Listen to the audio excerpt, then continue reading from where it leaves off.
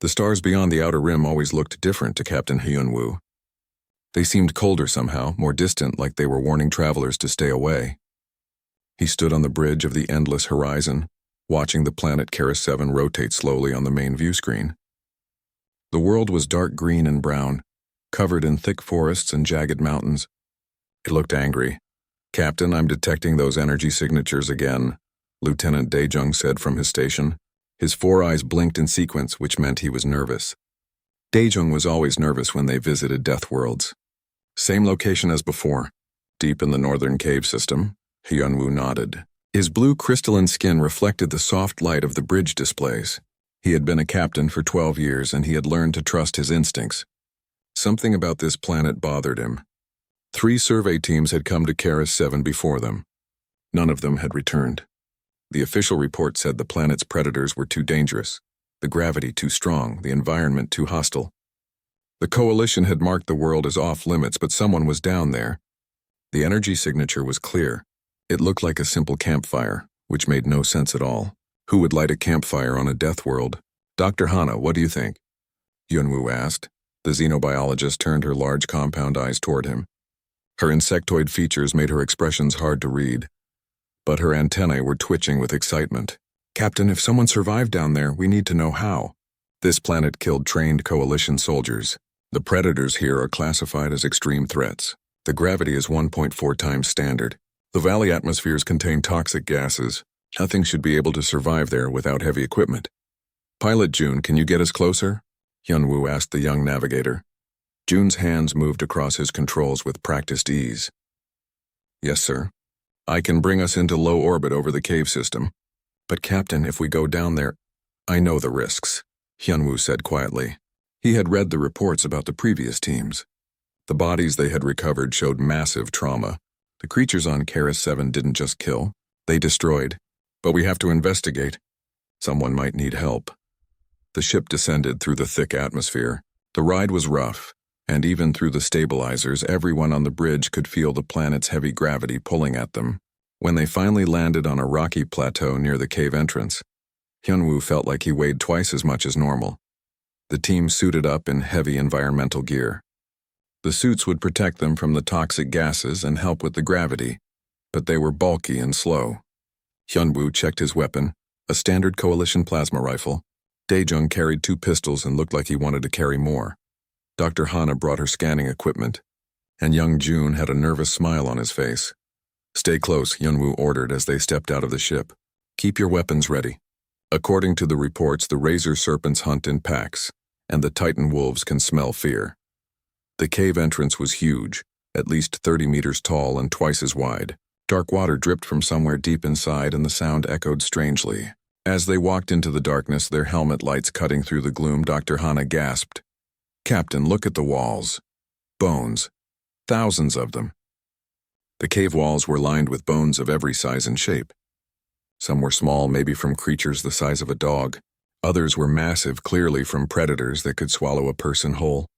The bones were old and new, stacked and scattered, creating a horrible decoration that went as far as their lights could reach. "What? What is this?" June whispered. His voice shook. Dr. Hana was already scanning. "These are from native species. I'm reading razor serpent remains, titan wolf bones, cave stalkers, shrieker birds. Captain, these are all apex predators. These are the creatures that killed the previous teams." "How many?" Hyunwoo asked, though he wasn't sure he wanted to know. "Hundreds, maybe thousands. And Captain—" Dr. Hana moved closer to one of the walls. "Some of these bones are fresh. Very fresh. Within the last few days, Daejung raised both his pistols. Something is still hunting here." They moved deeper into the cave system, following the energy signature. The bones became thicker, piled higher. In some places, they had to climb over mounds of skeletal remains. The smell was terrible, even through their suit filters. Death and decay mixed with something else, something that smelled almost like smoke. "The energy signature is just ahead," Daejung reported. "Around this next turn." They rounded the corner and stopped. Light. Real light. Not from their helmets, but from an actual fire. The orange glow danced on the cave walls, making the bones cast strange shadows. And there, sitting on a stone beside a small campfire, was a figure. A human figure. The human was male, probably in his 30s, with dark hair and a relaxed posture. He wore simple clothes, just pants and a shirt. No environmental suit at all. He was holding a long stick, and on the end of the stick was something white and puffy. As the team watched in complete shock, the human rotated the stick slowly over the fire, carefully toasting whatever was on the end. The human looked up and saw them. He smiled. It was a genuine, friendly smile, like he had just run into old friends at a market. "Oh, hey there," the human said in perfect galactic standard. His voice was calm and pleasant. "Didn't expect company. Want one?" "They're perfectly toasted." He held up the stick. The white thing on the end was golden brown and slightly melted. Hyunwoo's hand moved to his weapon automatically. Behind him, Dae-jung made a small choking sound. Dr. Hana's antennae went completely still. Jun just stared with his mouth open. The human was sitting in a cave full of bones. Bones from creatures that had killed trained soldiers. And he was roasting marshmallows. Who are you?" Hyunwoo managed to ask. The human pulled the marshmallow off the stick and popped it in his mouth. He chewed thoughtfully before answering. "Name's Taehyun. Been here about 6 months now.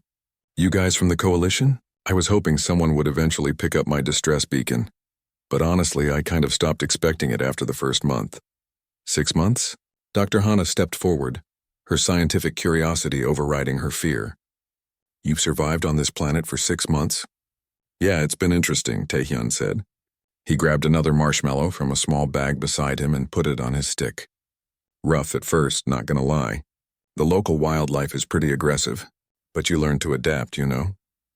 Hyunwoo looked around at the thousands of bones. Some were scorched with plasma burns. Others showed signs of being cut or stabbed. Many looked like they had been broken by impacts. Did you kill all of these?" he asked slowly. Taehyun glanced at the bones like he was seeing them for the first time. "Oh, those? Yeah, most of them. They kept attacking, so I dealt with it. The Titan wolves were the worst at first, but once I figured out their hunting patterns, they got easier. The razor serpents are faster, but they're not very smart. The cave stalkers were actually the hardest because they can climb and they hunt in the dark." He said it so casually, like he was discussing annoying insects, not apex predators that had wiped out 3 military teams. That's impossible," Dae-jung whispered. "Humans aren't—" "You're not warriors. You're a Tier 3 species. You're soft," Taehyun laughed. It was a warm, genuine laugh. "Soft? Maybe, but I'm still here and they're not." He held up his perfectly toasted marshmallow. "Now seriously, do you guys want one? I make a mean s'more if you've got chocolate and crackers on your ship." Captain Hyunwoo stood in the cave, surrounded by the bones of nightmares, watching a human calmly toast marshmallows. Nothing in his 12 years of service had prepared him for this moment. Nothing in the Coalition's vast database of species and capabilities explained what he was seeing. The human, Taehyun, was waiting patiently for an answer, his marshmallow slowly turning golden over the small fire. Hyunwoo realized that everything they thought they knew about humans might be completely wrong. Nobody moved for a long moment. The only sound was the crackling of Taehyun's small fire and the distant drip of water somewhere in the cave. Captain Hyunwoo tried to process what he was seeing, but his mind kept refusing to accept it. A human, alone on a death world, for 6 months, roasting marshmallows. "I need you to explain everything," Hyunwoo finally said. He lowered his weapon but didn't put it away. "Start from the beginning. How did you get here?" Taehyun pulled his perfectly golden marshmallow off the stick and ate it. "Not much to tell, really. I was hauling cargo, mining equipment for the Sirius stations. My ship got hit by something in the upper atmosphere. Never saw what it was, maybe a meteor or some kind of defense system the planet has. Anyway, the ship came apart pretty fast. I managed to get to an escape pod, but it crashed hard. Real hard." He pointed toward the back of the cave. "Pod's about 200 meters that way. Completely destroyed. I salvaged what I could. Got my emergency supplies, some tools, my plasma cutter for repairs, and this knife." He patted a simple blade on his belt. "That's it. Everything else was slag." Dr. Hana was scanning him with her equipment. "You crashed 6 months ago with no shelter, no weapons beyond basic tools, no communication, and you survived." "Didn't have much choice," Taehyun said with a shrug.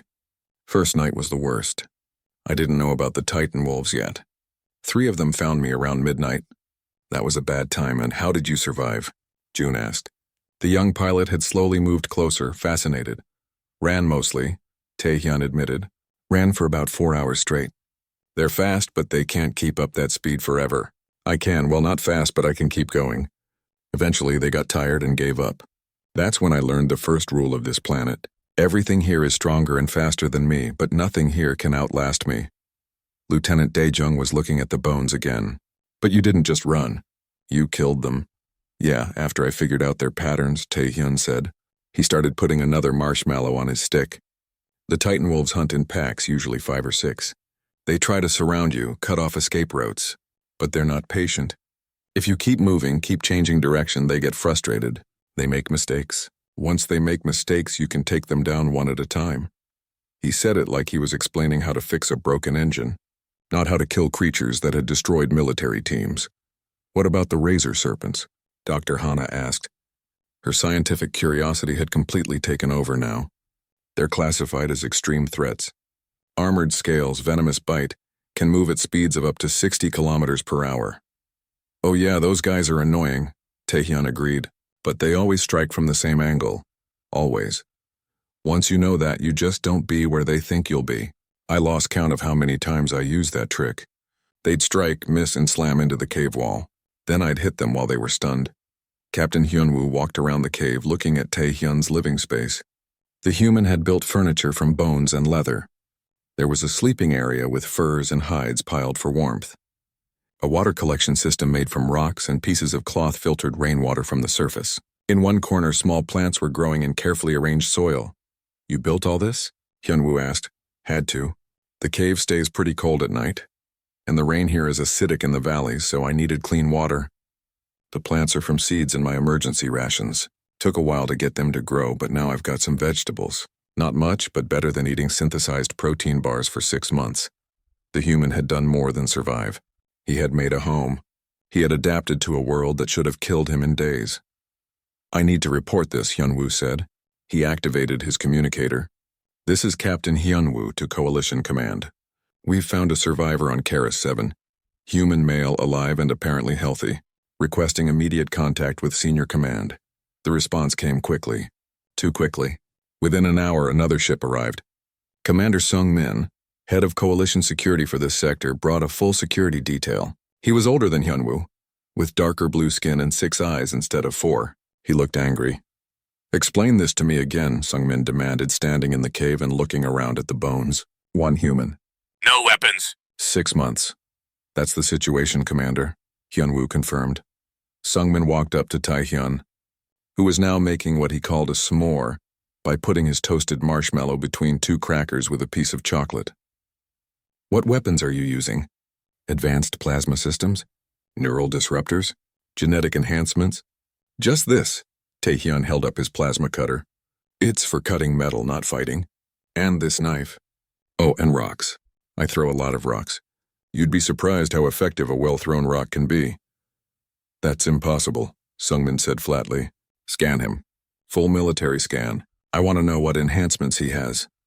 2 technicians brought scanning equipment. They ran every test they had. Biological, technological, chemical. The results took 20 minutes to process. When they came back, Sungmin stared at the display like it had insulted his family. He's baseline, one of the technicians reported. Completely baseline human. No genetic modifications, no cybernetic enhancements, no performance drugs, nothing. He's just normal. Normal humans don't survive on death worlds, Sungmin insisted. Well, I did, Taehyun said. He offered a s'more to one of the technicians. Want one? They're really good. Dr. Hana was reviewing the scan results on her own equipment. Commander, permission to speak freely? Granted. I think we've been measuring humans wrong, she said slowly. We classify species by immediate combat capability. Strength, speed, natural weapons, armor. By those standards, humans are average at best. But look at what he did here. He didn't win through strength. He won through persistence, adaptation, and pattern recognition. Fancy words for running away, Sungmin muttered. I didn't run away. Taehyun corrected gently. I ran strategically. There's a difference. Running away means you give up. I never gave up. I just made them tired first. Pilot June had sat down near Taehyun and was learning how to roast a marshmallow. The human was patiently explaining the process. See, you have to rotate it slowly. Keep it at the right distance from the flame. Too close and it burns, too far and it doesn't cook right.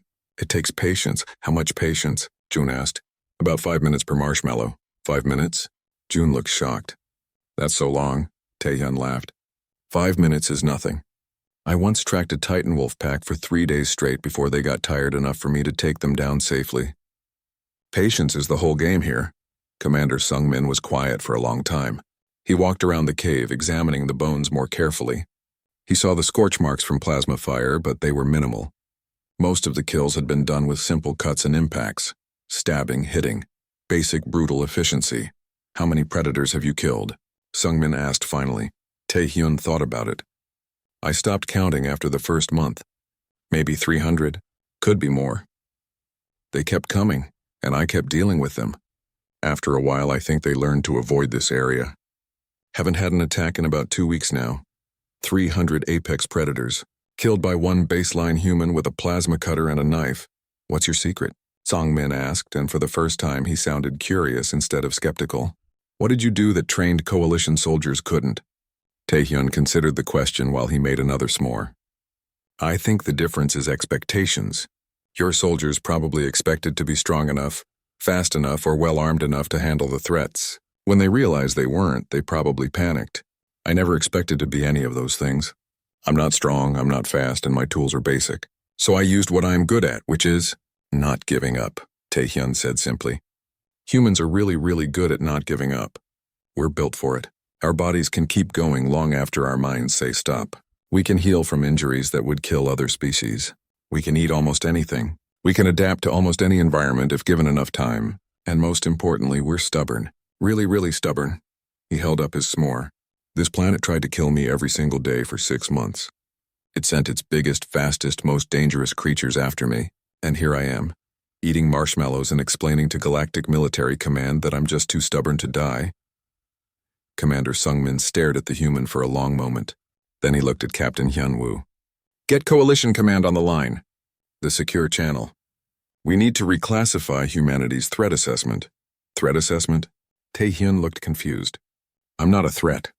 I'm just a cargo pilot who wants to go home. That's what worries me, Sung-min said quietly. If this is what just one cargo pilot can do on a death world, what could humanity do if they actually tried? Nobody had an answer for that. 3 days later, the cave system on Keras 7 had become the center of galactic attention. Ships arrived every few hours. Scientists, military officers, diplomats. Everyone wanted to see the human who had survived on a death world. Taehyun was patient with most of them, answering questions and sharing his s'mores, but Captain Hyun-woo could see the frustration building. They're treating me like an exhibit, Taehyun said quietly one evening. He was sitting by his fire and Hyun-woo had come to check on him. I'm not a curiosity. I'm just a guy who got stranded and did what I had to do. I know, Hyun-woo said, but you have to understand this changes everything we thought we knew about your species. It shouldn't, Taehyun replied. Humans have been surviving in harsh places since before we had fire. Earth isn't exactly a gentle planet. We just learned to adapt. Every human has that ability. I'm not special. The next morning, everything changed. A massive military transport arrived, and from it emerged General Bora, one of the highest-ranking officers in the Threlian military. She was even larger than Dr. Hana, with darker chitin armor and mandibles that clicked when she spoke. She brought 50 soldiers with her, all fully armed. I don't believe the reports, she announced immediately. I think there's an explanation we're missing. Either this human has access to hidden technology, or the previous reports about Keras 7's dangers were exaggerated. Commander Sung-min tried to explain, but Bora cut him off. I want a demonstration. This human claims he can hunt the apex predators of this world with basic tools. I want to see it. Taehyun, who had been quietly making breakfast, looked up. You want me to hunt a Titan wolf so you'll believe I did it before? Exactly. And if I do this, will you help me get home to Earth? General Bora considered this. If you can prove you did what these reports claim, yes. The coalition will transport you home with full honors. Then I'll do it, Taehyun said. He stood up and stretched. But we go during my evening hunt. That's when they're most active. 2 other ships arrived that afternoon. One carried Ambassador Young-soo, a human diplomatic representative who had rushed from the nearest human colony when he heard the news. The other brought Dr. Kyung-mi, a human physician. Both looked worried when they saw Taehyun. Are you all right? Dr. Kyungmi asked immediately, scanning him with medical equipment. 6 months in this environment without proper support systems? I'm fine, Taehyun assured her. Little underweight maybe, and I've got some scars, but nothing serious. Ambassador Young-soo pulled Taehyun aside. You don't have to do this demonstration. The general has no right to demand it. I know, Taehyun said. But honestly, I'm tired of being questioned. I survived. I'm proud of that. Let them see what happened, and maybe they'll understand that humans aren't as weak as they think. As the sun began to set, the group assembled. General Bora brought 20 of her best soldiers, all in full combat armor with heavy weapons. Captain Hyunwoo, Lieutenant Daejung, Dr. Hana, and Pilot Jun joined them. Commander Sungmin watched from the ship, monitoring everything through cameras. Ambassador Young-soo and Dr. Kyungmi insisted on coming despite the danger. Taehyun dressed simply. Regular clothes, his knife, his plasma cutter. No armor, no helmet. He led them out of the cave and across the rocky terrain toward a forested valley. The Titan Wolf's den about 3 kilometers from here, he explained as they walked. They hunt in the evening, usually in packs of 5 or 6. We should encounter them within an hour. General Bora's mandibles clicked with skepticism. And you face these creatures regularly? Used to, Taehyun corrected. Like I said, they've learned to avoid my area lately. We'll have to go to them. The landscape of Keras 7 was brutal. Sharp rocks, unstable ground, sudden drops into dark crevasses. The coalition soldiers in their armor handled it well enough, but even they struggled with the heavy gravity. Taehyun moved through it like he was born there, his steps sure and confident. How do you move so easily? Jun asked, breathing hard in his environmental suit. Practice, Taehyun said, and I'm used to the gravity now. Earth's gravity is actually pretty close to this, just a bit lighter. This isn't that different from hiking in mountain ranges back home. They reached the valley as darkness fell. The alien moon cast strange shadows through the trees. Something howled in the distance, a sound that made everyone freeze.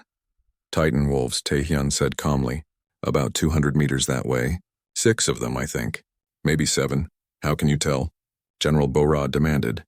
You learn to count the voices, Taehyun replied. He picked up a few rocks from the ground, tested their weight, and put them in his pockets. Okay, here's how this works. Stay behind me, stay quiet, and whatever happens, don't fire your weapons unless I say so. I need them to focus on me. That's suicide, one of the soldiers protested. No, Ambassador Young-soo said softly. That's human hunting strategy. We're ambush predators, but not the way you think. We don't hide and strike. We pursue, we chase. We exhaust our prey until they make mistakes. The Titan wolves appeared through the trees. They were massive, each one the size of a ground transport vehicle. Their fur was dark, almost black, and their eyes glowed yellow in the moonlight. They had 6 legs each with claws the size of knives. Their mouths showed teeth that could bite through metal. When they saw the group, they spread out immediately, beginning to surround them. Classic pack tactics. Taehyun stepped forward, away from the soldiers. He started talking, his voice steady and clear.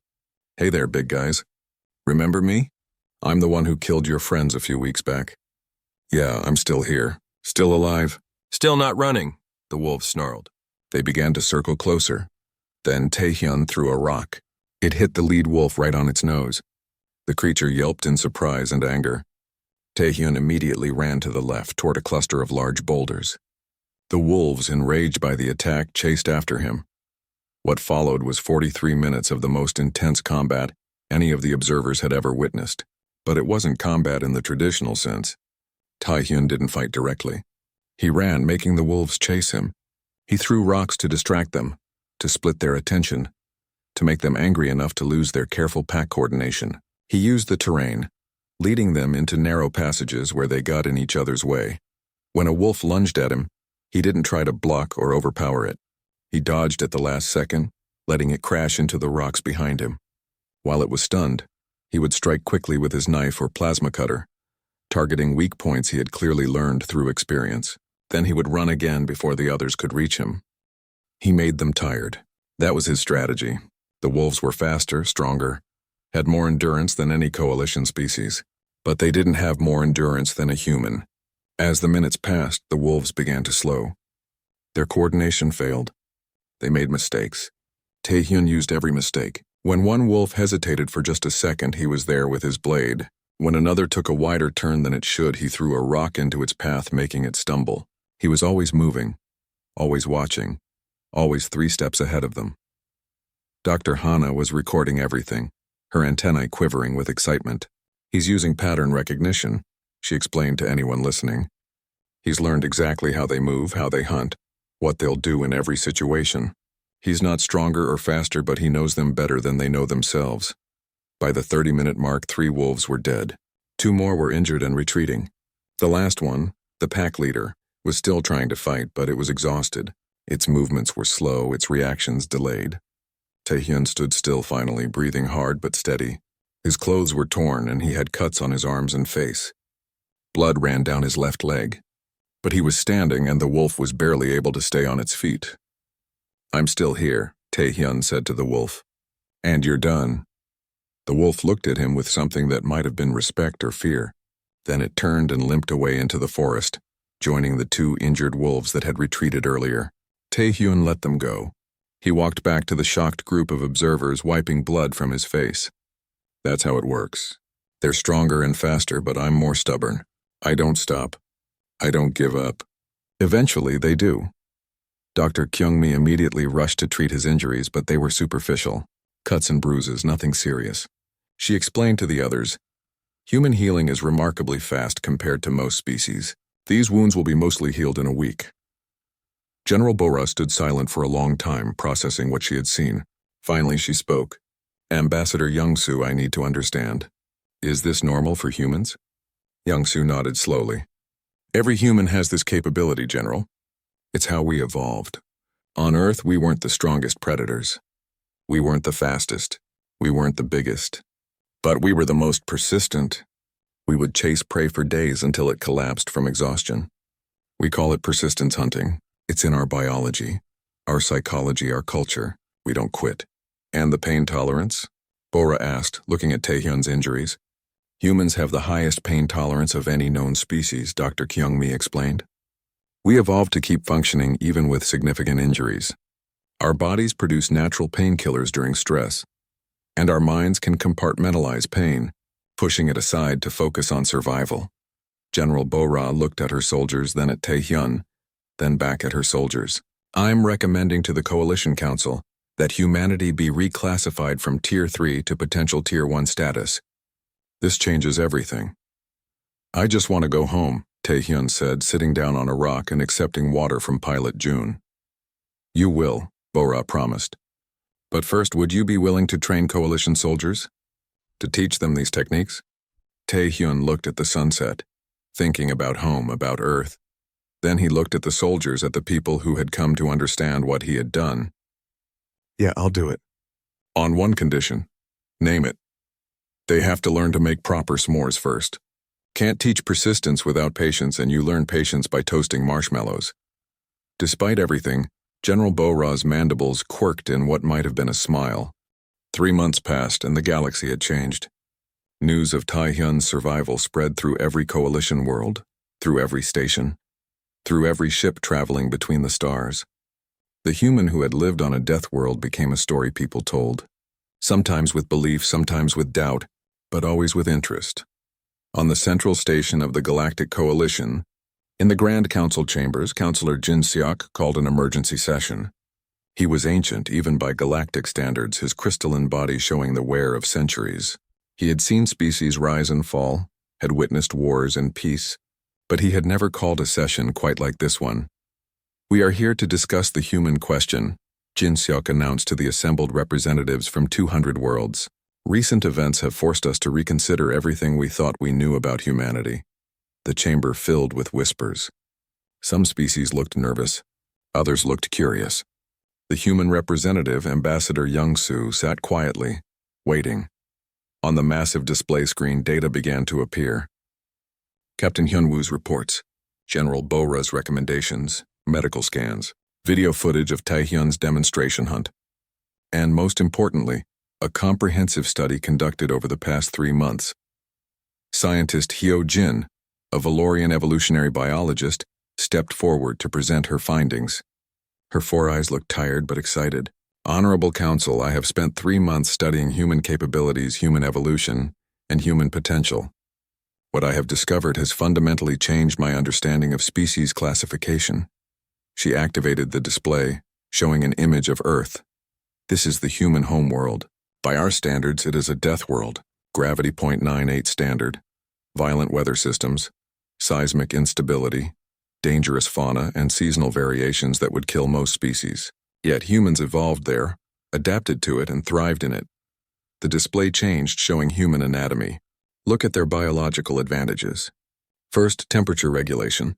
Humans can sweat, releasing excess heat through their skin. This allows them to maintain activity levels far longer than species that must pant or seek shade. They can run in direct sunlight for hours. Second, their stance. Bipedal movement frees their upper limbs for tool use even while running. Their shoulder structure is unique in the galaxy, allowing them to throw objects with deadly accuracy. A human can throw a rock hard enough and accurate enough to kill prey at 15 meters. A new image appeared showing human brain structure. Third, their psychology. Human brains produce chemicals that reward persistence and punish giving up. They literally feel good when they push through difficulty. Their pain response is complex, allowing them to acknowledge injury while still functioning. They can compartmentalize, prioritizing survival over comfort. Fourth, their diet. Humans are omnivores of an extreme degree. They can eat plant matter, meat, fungi, and even some substances that are mildly toxic to them. Their digestive systems can adapt to almost any food source given time. This means they can survive in environments where other species would starve. The chamber was silent now, everyone watching intently. But the most significant advantage, Hyojin continued, is their pack bonding capability. Humans form emotional connections with almost anything. They bond with other humans, with animals, with plants, with machines, even with their weapons and vehicles. This makes them incredibly loyal and cooperative. When humans consider you part of their pack, they will defend you with the same ferocity they show protecting their offspring. A representative from the Kelthon species, a large reptilian race, stood up. These advantages explain individual survival, but they don't explain combat effectiveness. Humans are still physically weak compared to warrior species. That's where you're wrong, General Bora said, standing from her seat. I thought the same thing. But I've spent 3 months training with humans now. Let me show you what I learned. The display changed to show footage from a coalition training station. Human soldiers training alongside coalition troops. The difference was immediately obvious. The coalition soldiers were stronger, faster in short bursts, better armed. But in every extended exercise, the humans won. Watch this, Bora said. This is a pursuit drill. The goal is to track and capture an opponent in rough terrain. Coalition soldiers versus human soldiers. The footage showed exactly what happened. Coalition soldiers would rush forward, using their superior speed to try to catch their targets quickly. They would fail, exhaust themselves, and have to rest. The human soldiers would simply keep moving. Steady pace, no rushing, just constant forward progress. Hours would pass. The coalition soldiers would slow down, make mistakes, lose focus. The humans would still be moving, still focused, still pursuing. Humans call it persistence hunting, Bora explained. They evolved to chase prey for days until it collapsed from exhaustion. No other known species has this capability. Even our best endurance species can only maintain high activity for a few hours. Humans can go for days if necessary. We also discovered something else, Bora continued. Human tactical thinking is different from ours. We think in terms of overwhelming force or superior defense. Humans think in terms of attrition and adaptation. They're willing to turn any conflict into a war of endurance because they know they'll win those wars. Ambassador Young-Soo finally stood to speak. Honorable Council, I understand that these revelations are concerning to some of you. Let me be clear about humanity's intentions. We don't seek to dominate or conquer. We joined the coalition because we believe in cooperation and mutual benefit. But yes, humans are survivors. It's what we are. It's what we've always been. He gestured to the screen, which now showed images of human history. On Earth, humans survived ice ages, droughts, plagues, and disasters that would have ended other species. We spread across our entire planet, adapting to deserts, jungles, mountains, and Arctic regions. We made homes in places that tried to kill us, not because we're aggressive, but because we're stubborn. We refuse to accept that any place is impossible to survive. Counselor Jin Seok listened to everything, his ancient mind processing the information. Finally, he spoke. The question before us is not whether humans are dangerous. Clearly, they have capabilities we underestimated. The question is whether these capabilities make them a threat or an asset to the coalition. Asset. General Bora said immediately. Absolutely an asset. I've been training with human instructors for 3 months now. Colonel Insu arrived from Earth with 50 human volunteers, and they've been teaching our soldiers things we never considered. Not just physical endurance, but mental resilience. Humans have techniques for managing stress, pushing through fatigue, maintaining focus under extreme conditions. Our soldiers are already showing improvement. Colonel Insu stood up, a tall human with gray hair and calm eyes. Honorable Council, humanity doesn't want to replace your tactics or strategies. We want to share ours. Our methods complement yours. Your species have advantages we lack. Speed, strength, natural armor, energy manipulation. But we have persistence, adaptability, and the refusal to quit. Together, we're stronger than separate. The display showed more footage from the training station. Coalition soldiers and human soldiers working together, combining their strengths. A fast Kelthon warrior would rush forward to engage the enemy, while a human soldier provided covering support and tactical analysis.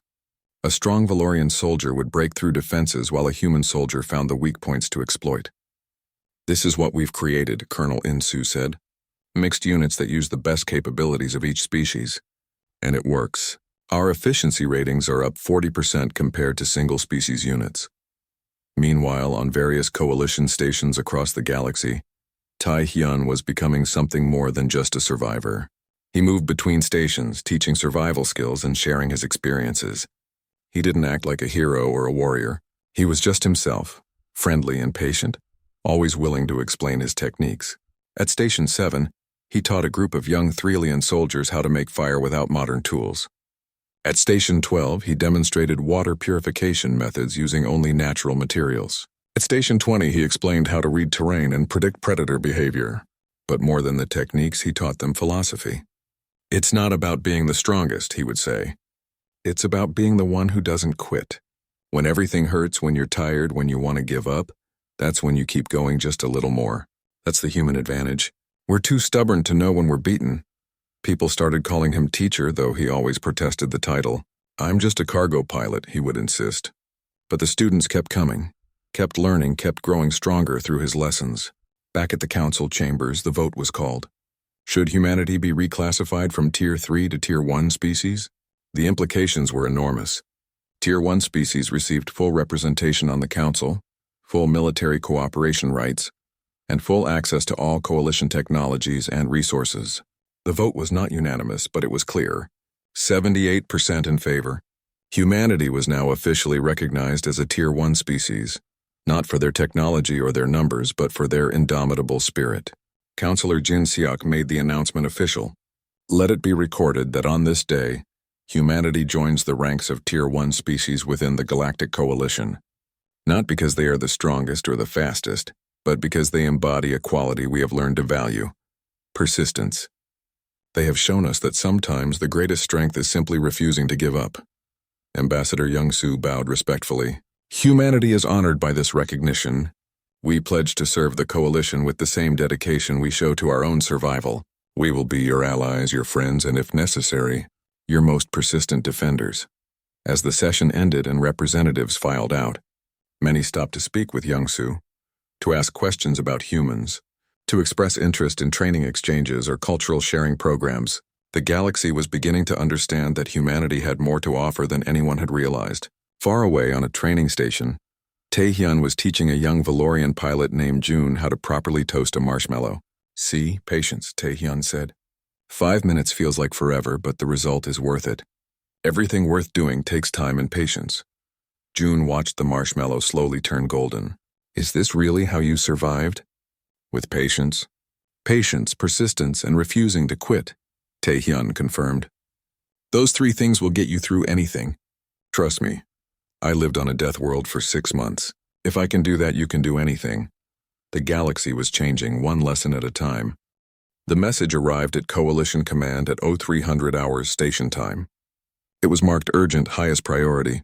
Captain Hyunwoo, now promoted to Commodore, was woken from sleep to receive it.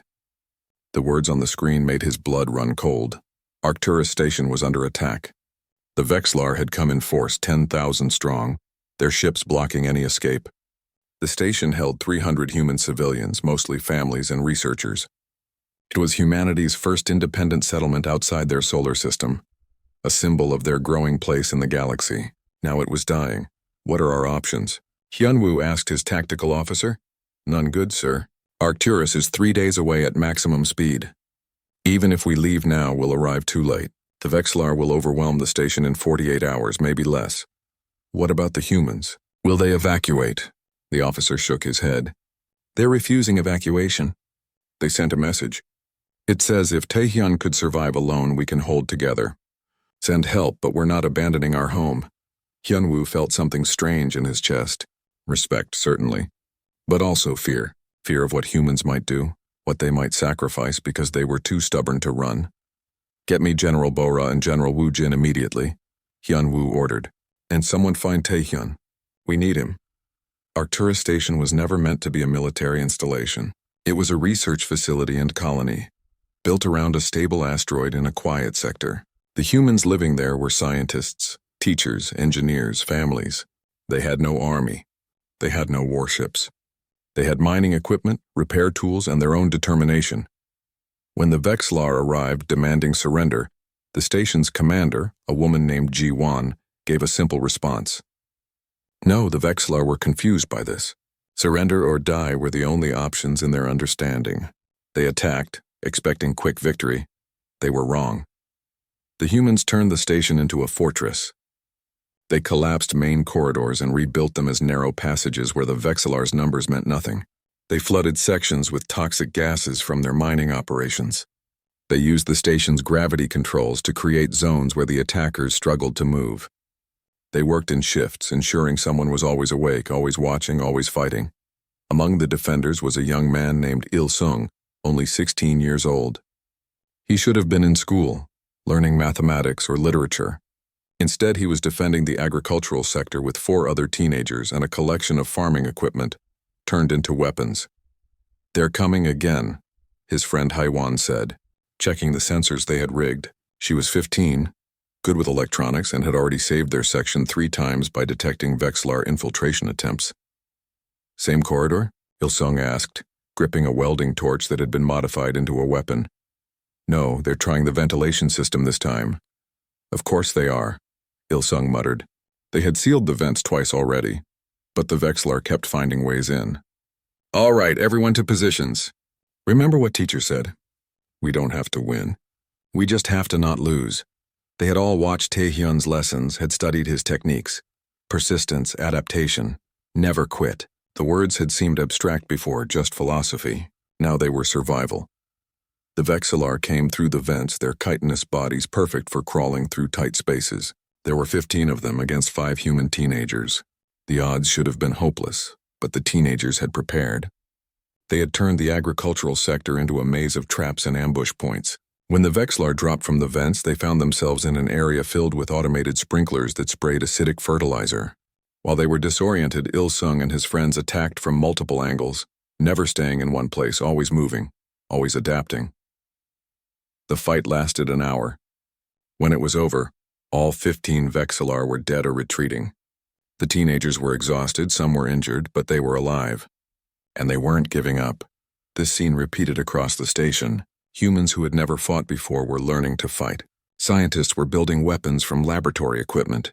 Teachers were coordinating defense strategies. Parents were defending their children with the ferocity that General Bora had warned about. Humans protecting their pack. The Vexlar Hive Queen Zelthar watched from her command ship, trying to understand what she was seeing. Her forces were superior in every measurable way. They were stronger, faster, better armed. They had overwhelming numbers. Yet the station held. The humans wouldn't break. They should be dead, one of her commanders said. We've killed 200 of them. They should surrender. They have only 300 total, another commander added. They've lost 2/3 of their defensive force. Why do they continue? Zelthar studied the battle data, her insectoid mind processing patterns and strategies. Then she understood. They're not trying to win, she said slowly. They're trying to survive until reinforcements arrive. They're buying time. They can't hold that long, the first commander insisted. We'll overwhelm them in another day. But Zelthar wasn't so sure. On the 4th day of the siege, coalition ships arrived. The Endless Horizon, now Commodore Hyunwoo's flagship, led a fleet of 30 vessels.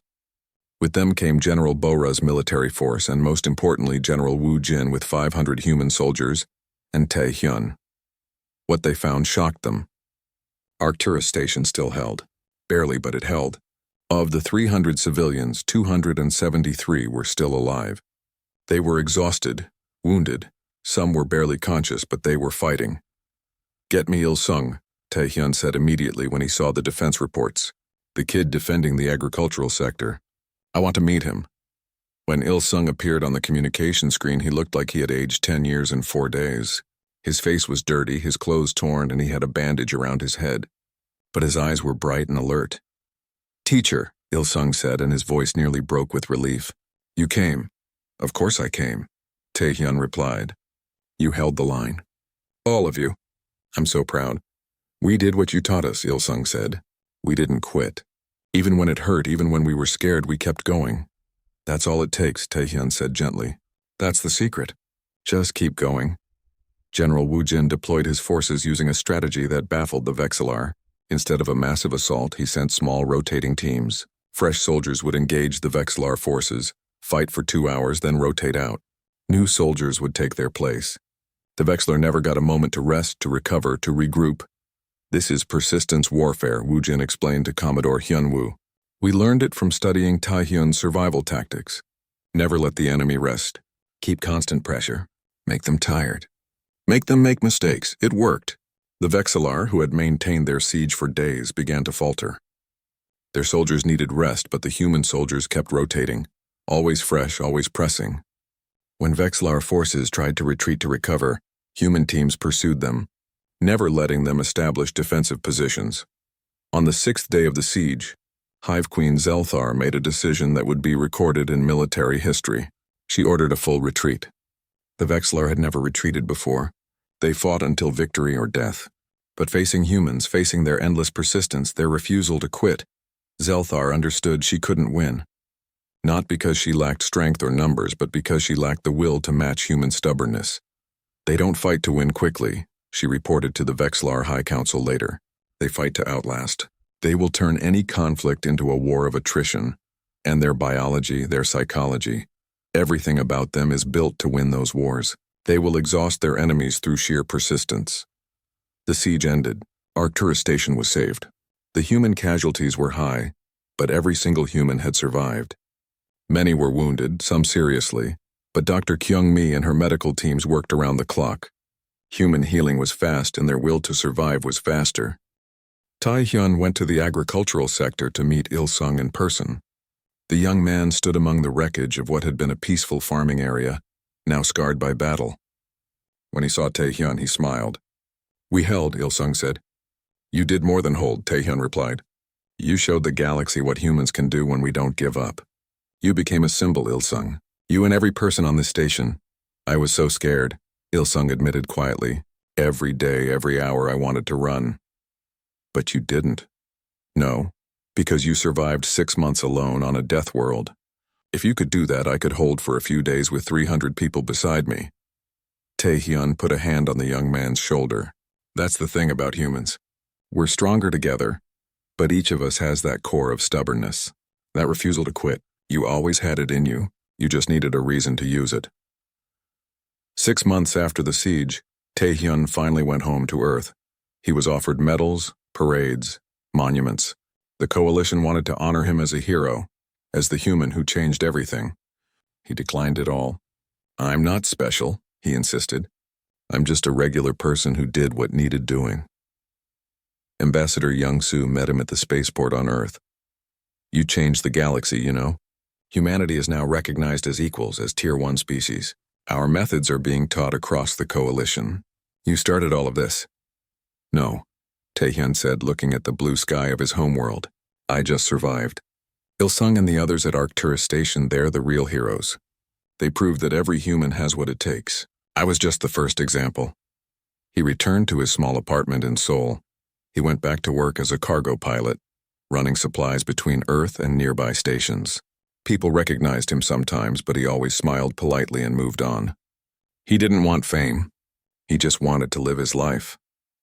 On Keras 7, the cave where he survived for 6 months had been designated a Galactic Heritage Site. A plaque was installed that read, "Here, Taehyun survived for 6 months, teaching the galaxy that being human means never accepting defeat." The bones remain as a reminder. It's not the size of the creature in the fight, but the size of the fight in the creature. Ships passing by would sometimes stop, and visitors would walk through the cave, seeing the thousands of bones, imagining what it took to survive there. Young people from all species would visit, learning about persistence and determination. On Earth, in schools across the planet, Taehyun's story was taught alongside other human achievements. But it wasn't taught as a story of heroism. It was taught as a reminder of what every human could do when they refused to quit. Il-sung, now studying to become a military strategist, kept in touch with Taehyun. They would talk sometimes, sharing stories, discussing life. Il-sung was building a career on what he learned during the siege. Taehyun was just flying cargo and enjoying being home. One evening, Taehyun sat on his balcony, watching the sunset over Seoul. His ship was scheduled for a routine cargo run tomorrow. Nothing special, just supplies to Station 7. Normal work, normal life. His communicator buzzed. It was a message from Commodore Hyunwoo. "Thank you for everything. The galaxy is better because you refused to die on that death world. We learned so much from you." Taehyun smiled and replied simply, "I just wanted to go home." He looked at the sunset, at the beautiful Earth sky, and felt content. He had survived. He had taught others to survive. And now he was home doing what he loved, living a simple life. In space, Coalition patrols passed by regularly. When they saw Taehyun's cargo ship, the captains would always salute. A human pilot going about his regular work, carrying supplies, living his life. Nothing special, nothing extraordinary. But everyone knew. Everyone understood. That simple cargo pilot had changed the galaxy forever. Not through conquest or brilliance or superior strength, but through the most human quality of all. The stubborn refusal to give up. And somewhere on Kara 7, in a cave full of bones, a small campfire ring remained, preserved as a memorial. Beside it, someone had left a bag of marshmallows and a stick, as a tribute to the human who taught the galaxy that sometimes the greatest strength is simply staying alive one more day, and then another until you're finally home.